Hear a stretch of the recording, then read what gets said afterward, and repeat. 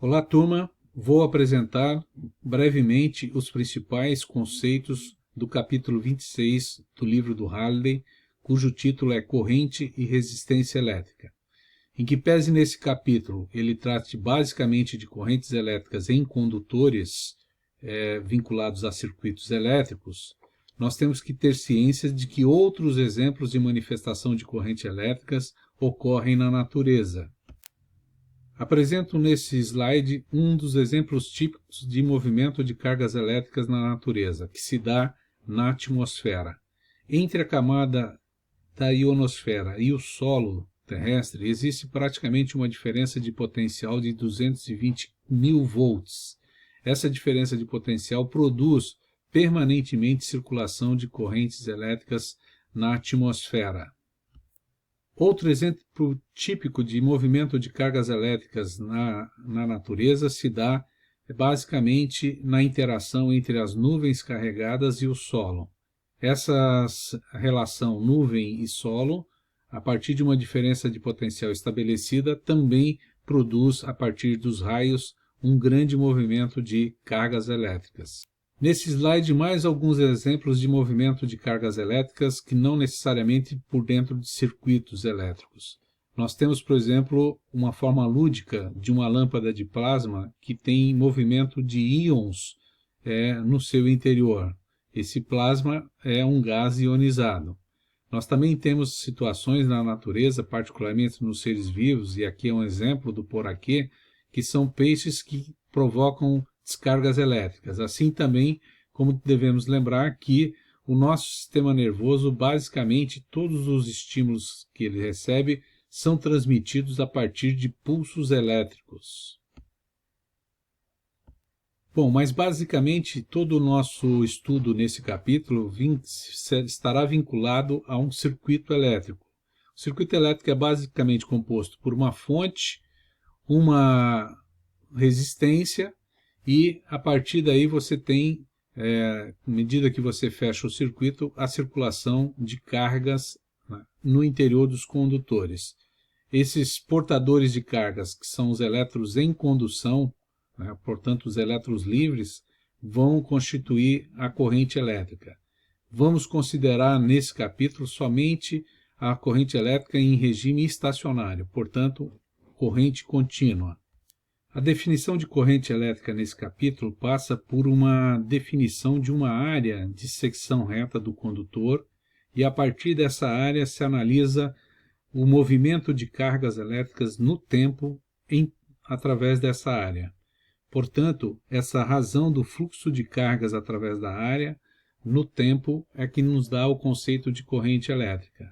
Nesse sentido, a carga total que passa por essa área da seção reta é a integral no tempo dessa própria corrente.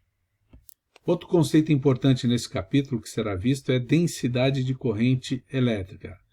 A densidade de corrente elétrica está vinculada a três fatores. Primeiro, a concentração de partículas carregada em movimento por unidade de volume. Segundo, o valor da carga dessa concentração de partículas. Terceiro, a velocidade de arraste que é estabelecida à medida que uma diferença de potencial aparece no circuito. Portanto, densidade de corrente elétrica é uma grandeza vetorial e tem direção, sentido e módulo, ao contrário da corrente elétrica, que é uma grandeza escalar. À medida que você tem a diminuição da secção de uma área, de uma secção do condutor, a corrente elétrica permanece a mesma. Porém, a densidade de corrente se altera e ela será representada por linhas de corrente cujo espaçamento é inversamente proporcional a essa densidade de corrente. Outros dois conceitos importantes desse capítulo é o de resistência elétrica e resistividade elétrica. É importante ter claro a diferença entre esses dois conceitos. A resistência elétrica está vinculada a um dispositivo, ao componente do circuito, e a resistividade está vinculada ao material desse componente. há uma razão diretamente proporcional entre essas duas grandezas, que é dada pela equação aí que está colocada abaixo. A unidade da resistência é ohms, e vocês encontrarão no comércio vários resistores, e todos esses resistores normalmente vêm impresso no seu corpo um código de cores que vão dar a possibilidade de vocês identificarem o valor dessa resistência. Normalmente, quando estamos tratando de circuitos elétricos, nos interessam as grandezas físicas macroscópicas, e nesse sentido, vamos trabalhar com as grandezas de tensão, corrente e resistência, que são grandezas que podem ser mensuradas, medidas através de instrumentos. A relação entre essas três grandezas, tensão, corrente elétrica e resistência elétrica, é dado por essa relação aí abaixo colocada. A lei de Ohm é apresentada no capítulo e ela surge a partir de uma constatação de que a densidade da corrente em um condutor depende do campo elétrico e das propriedades do seu material. Essa relação entre densidade de corrente e campo elétrico ela é praticamente proporcional à medida que o campo elétrico não assuma valores muito altos, e principalmente em metais. Portanto, essa lei é uma lei experimental, ela não tem o caráter geral e vale basicamente para os condutores metálicos. E a partir dela você pode deduzir a relação anterior, do slide anterior, que estabelece essa relação entre resistência, tensão e corrente, ou seja, a resistência é a razão da tensão pela corrente. A partir da lei de Ohm, então, constatamos que nós temos possibilidade de dois tipos de resistores, o chamado resistor ôhmico e o resistor não ôhmico. O resistor ôhmico, ele normalmente é estabelecido a partir de uma relação linear entre a densidade de corrente e o campo elétrico, ou entre a tensão e a corrente elétrica. À medida que essa corrente é proporcional à voltagem, então nós temos, a uma dada temperatura, um resistor ôhmico.